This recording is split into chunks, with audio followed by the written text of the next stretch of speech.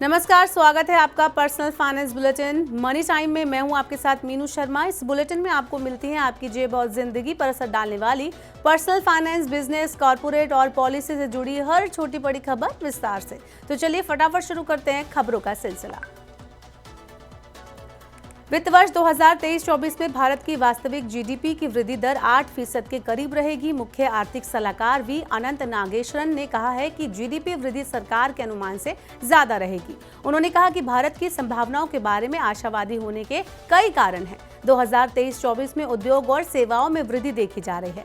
रबी फसल की अधिक बुआई, अल नीनो में कमी और सामान्य मानसून की उम्मीद से कृषि क्षेत्र के लिए अच्छा संकेत है। खुदरा महंगाई स्थिर हो गई है। फरवरी में रिटेल महंगाई दर 5.09% रही। ये पिछले महीने के लगभग बराबर है। उपभोक्ता मूल्य सूचकांक आधारित महंगाई दर जनवरी में 5.10% और फरवरी 2023 में 6.44% थी। एनएसओ के मुताबिक खाद्य वस्तुओं की महंगाई फरवरी में 8.66% रही, जो इससे पिछले महीने 8.3% थी। भारतीय रिजर्व बैंक को खुदरा महंगाई दर 2% की घट बढ़ के साथ 4% पर रखने की जिम्मेदारी मिली है। महंगाई के साथ ही देश में औद्योगिक उत्पादन की वृद्धि दर भी स्थिर रही है। जनवरी में औद्योगिक उत्पादन 3.8% की दर से बढ़ा। इससे पहले दिसंबर 2023 में भी औद्योगिक उत्पादन की वृद्धि दर 3.8% थी। जनवरी में मैन्युफैक्चरिंग का उत्पादन 3.2% बढ़ा। खनन उत्पादन की वृद्धि 5.9% और बिजली उत्पादन की वृद्धि 5.6% रही। चालू वित्त वर्ष में अप्रैल से जनवरी के दौरान आईआईपी में 5.9% की वृद्धि हुई, जो एक साल पहले 5.5% थी।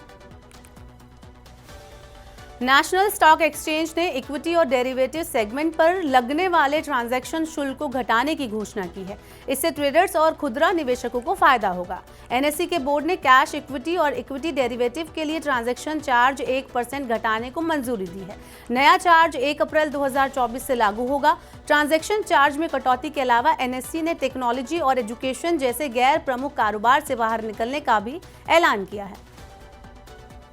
पेटीएम को जल्द ही एनपीसीआई से थर्ड पार्टी एप्लीकेशन लाइसेंस मिल सकता है। 15 मार्च के बाद पेटीएम पेमेंट्स बैंक को कोई राहत नहीं मिलेगी। एनपीसीआई 15 मार्च तक पेटीएम की पेरेंट कंपनी 197 कम्युनिकेशन को third party application provider license दे सकती है। ये लाइसेंस मिलने से उपभोक्ता यूपीआई के जरिए पेटीएम से भुगतान को चालू रख सकेंगे। अगर ये लाइसेंस नहीं मिला तो पेटीएम यूपीआई के जरिए भुगतान सुविधा भी नहीं दे पाएगी। इसलिए पेटीएम को चालू रहने के लिए ये लाइसेंस मिलना बहुत जरूरी है। बैंक ऑफ बड़ौदा ने earth green term deposit scheme launch की है। इस स्कीम का मकसद पर्यावरण फ्रेंडली प्रोजेक्ट्स और सेक्टर को कर्ज देने के लिए धन जुटाना है। ग्रीन एफडी पर बैंक 7.15% तक ब्याज दर की पेशकश कर रहा है। इस स्कीम में ग्राहकों को स्थिर वित्तीय रिटर्न और धरती को हरा भरा बनाने में योगदान देने के दोहरे लाभ मिलेंगे। 12 से 18 महीने वाली ग्रीन एफडी पर 6.75% ब्याज मिलेगा। 777 दिन वाली एफडी पर बैंक 7.15% की दर से ब्याज देगा। दिल्ली सराफा बाजार में आज सोने का भाव 50 रुपए टूट गया। इस गिरावट के बाद सोना 66,350 रुपए प्रति 10 ग्राम रह गया। चांदी की कीमत 400 रुपए की मजबूती के साथ 75,900 रुपए प्रति किलोग्राम पर बंद हुई। अंतर्राष्ट्रीय बाजार कॉमेक्स में हाजिर सोना $2,177 प्रति औंस पर कारोबार कर रहा है। वहीं चांदी मामूली तेजी के साथ $24.44 प्रति औंस पर कारोबार कर रही थी। सरकार ने आधार कार्ड में अपनी जानकारी फ्री में अपडेट करने की समय सीमा एक बार फिर से आगे बढ़ा दी है। आधार कार्ड में फ्री अपडेशन की तारीख 14 मार्च को खत्म हो रही थी। यूआईडीआई ने इसे आगे बढ़ाकर अब 14 जून 2024 कर दिया है। सरकार के इस फैसले से देश के करोड़ों आधार कार्ड होल्डर्स को फायदा होगा। आधार यूजर्स अब फ्री में ऑनलाइन अपने आधार को 14 जून तक अपडेट कर सकते हैं। वहीं ऑफलाइन अपडेट करवाने के लिए 50 रुपए का शुल्क आपको देना होगा। नौकरी तलाश रहे लोगों के लिए अब हमारी अगली खबर है। भारत में अप्रैल से जून के बीच कंपनियां तेजी से नए कर्मचारियों को भर्ती करने की योजना बना रही हैं। मैन पावर ग्रुप के नए सर्वे के मुताबिक भारत में 36% कंपनियां जून तिमाही में अधिक कर्मचारियों की भर्ती करेंगी। रिपोर्ट में कहा गया है कि दुनिया के 42 देशों के बीच सबसे मजबूत नियुक्ति आउटलुक भारत का है। 50% कंपनियां अप्रैल से अपने कर्मचारियों का वेतन बढ़ाने के लिए भी तैयार हैं। देश में जन औषधि केंद्रों की संख्या बढ़ाने के लिए सरकार अब जन औषधि केंद्रों के चालकों को सस्ता कर्ज उपलब्ध कराएगी। सिडबी की ऋण सहायता योजना जन औषधि केंद्र के नेटवर्क को आगे बढ़ाने और मजबूती देने में मदद करेगी। इस योजना के तहत जन औषधि केंद्र के छोटे संचालकों को बिना किसी गारंटी के सिडबी से कर्ज उपलब्ध कराया जाएगा।